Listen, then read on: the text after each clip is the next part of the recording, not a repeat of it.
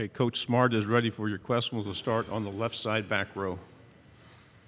Dan Peck, ESPN 106.7 in Auburn. Coach, there's uncertainty about future schedules in the SEC, but there seems to be a push to keep the Auburn-Georgia game on the schedule. I'd love to know your thoughts on the rivalry and the importance of continuing to play that game moving forward. Extremely important, border rivalry, a lot of ties between the two schools, the Vince Dooley, Pat Dye connection, a lot of respect for Auburn and Hugh.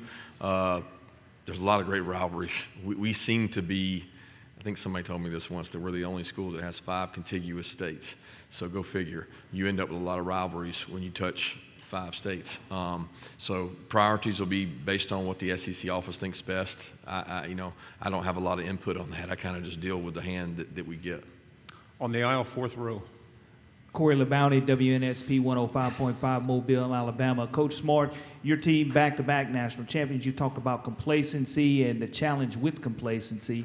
Your team coming into this year, how do you go ahead and address all of those issues internally and block out the external factors? Well, we address them by the people we bring into our organization. I think you start by developing good people and bringing good people in. I just talked about it on the main floor, but we look for 2 characteristics: people that love football and people that embrace a selfless role. Once you do that, they don't have complacency because they have the right hardwiring. So, people that worry about outcomes like, oh gosh, my ego, why am I not getting the ball? Or like, oh man, we lost the game. Complacency sets in on those people because when they hit a milestone, they don't know how to respond to it. So we want people that are intrinsically motivated. I mean, they come from inside out and they want to be great regardless of that. Now, do we have all players like that? No. We're trying to move our needle to get the majority that way so that we can stomp out that complacency. And we just want to be as dominant and as good as we can be, and that starts with competing against each other. Front row. Chris Farbling, KSU 80 FM. The Florida-Georgia game is a rivalry that's been in Jacksonville for several decades. It's one of the most storied traditions in the SEC. But the future of the game's location has been in question with potential renovations to TIAA Bank Field. You've been vocal. You've said that you believe the game is better on campus. Could you go into more detail on why you believe the game should be played at Gainesville and Athens? Well, first off, you misspoke about the game. It's the Georgia-Florida game. Okay, so I want to clear that up. But for us, I really don't care where the game's played. I want what's best for the student athlete, and I want what's best for our program. Unfortunately, if you consider that to be a premier matchup and a national game, there's no recruit that will ever take an official visit or get to visit the campus while the game's in Jacksonville. That's just physically impossible. So both universities, not just Georgia, lose out on an opportunity to showcase their campus in the greatest light there is. And to me, that's really important. Every university I've been at, you had that feature game that everybody in the country wanted to come watch. Now, with that said, in the ever-changing landscape and the speeding up of recruiting, more kids are getting recruited in June in official visits, and they're finishing, like right now, the number of commitments we have. So less effect the season has on coming to games. So that's probably less than some. And with the renovation of the stadium, we're probably going to get to see how it is playing at a different location in the next 2 years. Left side, fourth row. Hey, Coach Smart, Jamal Kennedy, WSFA 12 Sports in Montgomery, Alabama. Georgia's the first school to go back-to-back national championships in football since Alabama did it, and you've been a part of both storied programs. Not asking you to compare, but do you see sort of what was built at Alabama now sort of starting to take shape here at Georgia? Again, I wouldn't compare. I think the two circumstances are very different. 2 different programs led by different people. A lot of respect for Nick and the things I learned from him, and I thoroughly enjoyed my time with him as an assistant coach. But what we're doing right now is based on the players and the people in the organization we have, not anything relevant to what we had when I was there. Left side, third row. Hey, Coach. Taylor Kaufman with CBS 42 in Birmingham. What do you have to say to people who maybe say that Georgia's schedule is a cakewalk? And come play it. I mean, I'd love to invite any team in the country who wants to play in the SEC. Come right ahead. I don't get into comparisons year to year, but I'm a big believer in opening with a great game, a great kickoff game. We've done that repeatedly. We've scheduled that out. I think we got UCLA, Ohio State, FSU, Louisville, all in coming years. Clemson next year. We had Oregon, and we had Clemson before that. So a lot of things I can control. I don't control the narrative that people create outside of our building. Right side, second row. Coach Michael Bronner, WNSP in Mobile. You're obviously building a recruiting machine. You talk about rooting out complacency. How do you go about doing that when you're bringing in so many talented players? Well, you teach, you teach kids. You show them evidence that, like, work works. Like we say, hard work works. Like if you work really hard and you buy into the team concept and you contribute some kind of way, your time's coming. You're going to play. We've had a lot of freshmen go out and start and play, and I think there's a misnomer that when you recruit well, that means you have to sit and wait. We started 2 true freshmen last year on defense, the very first game. So when you recruit talented people and you got people that are selfless, that love the game, you've got an opportunity to have good success. Left side over here, third row. Hey, Coach, Ben Portnoy from the State Newspaper. I'm just curious, you mentioned a little bit of the rivalry question and the scheduling going forward. South Carolina's not on the schedule in 2024. I guess that game's now been played 30 straight years. It won't be next year. Is that a game that you'd like to see stay on the schedule going forward as the SEC does come to a resolution on the scheduling model beyond 2024?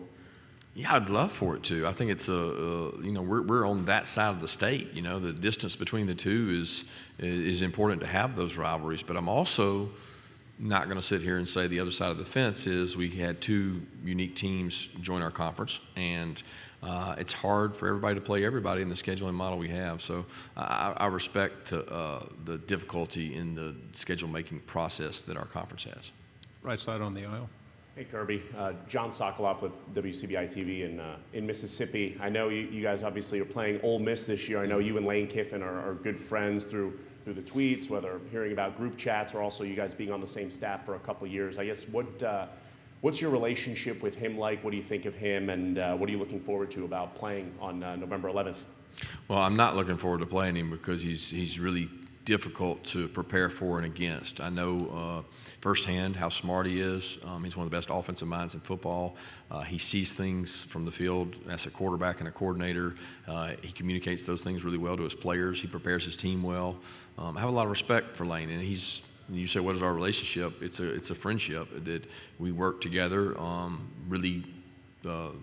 We worked hard together. Like we had the same goal, and I thought he did a tremendous job at Alabama. He made my job easier because he scored a lot of points. And I appreciate the friendship that we've been able to maintain, and that he doesn't let recruiting, whether we're recruiting the same person, come between us. It's bigger than that.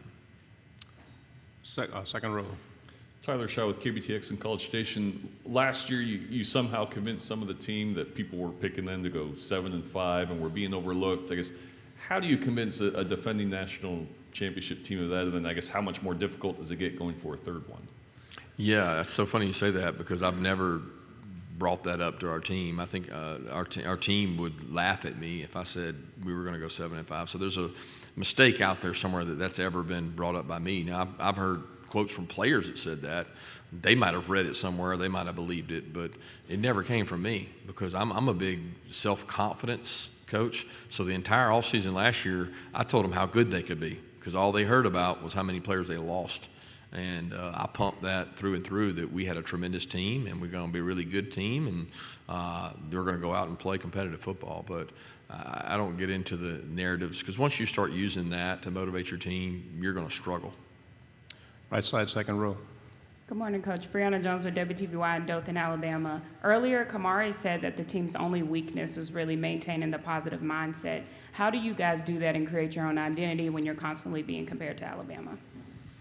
Yeah, I don't know that we're constantly compared. I haven't noticed us being constantly compared to Alabama. I wouldn't feel that way. I feel like we're compared against our own success and the success we've had since being there. I think we're one of the only teams in the country to finish 7 years in a row, maybe, or 6 years in a row in the top 7. So not just about championships, it's being relevant every year. That our positive mindset comes from we create that ourselves by what we do and say to each other. And Kamari's a big part of that because he is a positive young man. Left side, second row. Kirby, Jeff Spiegel, ABC 3340 in Birmingham. There's a perception out there that while this program has done a lot of great things on the field, off the field it's lacking in accountability and discipline. What can you say today to address that perception? I would say talk to any of the players within our organization, talk to the retention rate that we keep with our players. Our players respect the fact that they're under a microscope and that they always will be as athletes, but we've got one of the highest character, highest GPA, one of the best teams we've had. So I'm very confident about our team and our culture. Final two questions to your right, standing up. Hey, Coach. Connor Hines here with WMAZ in Macon. You talked a lot about eating off the floor. How does a guy like Javon Bullard sort of embody that, especially given his finish with the back-to-back MVPs at the end of the season? Yeah, Javon's a guy that had a chip on his shoulder. He was another not highly recruited guy. He loves football, and he embraces a selfless role. And he came in the COVID class. So there's another evidence of a guy like Kamari and a guy like Brock Bowers that bought into the team concept, loves it. He loves to eat off the floor. He likes that saying. He's a hard worker that overcomes a lot. And a lot of people didn't have high accolades on him, but we liked the intrinsic character in him, and it's paid off because he's a tough physical leader in our team. Final question right up front. Yeah, Coach. Brooks Austin, Dogs Daily. I'm curious, through all the years, how do you make sure your message stays fresh? Where do you go to for new material, new inspiration, new sayings? Read books, talk to people, inherit and plagiarize from others that have done it before. We bring in outside sources. We bring in tons of outside speakers, and I'm sitting front and center when they speak to take notes and grow as a coach, because I do think it's important to keep your message fresh. I do think it's important in this day and age to do things with your student athletes in terms of 60-second messages, because they can't last much longer. But we have a guy by the name of Drew Brandon with Amplos he's out of Greenville, South Carolina. He works with our team, and he works with me, and he's a sports psychologist, and he does a tremendous job. Thank you, Coach. Good luck this season. Thank you.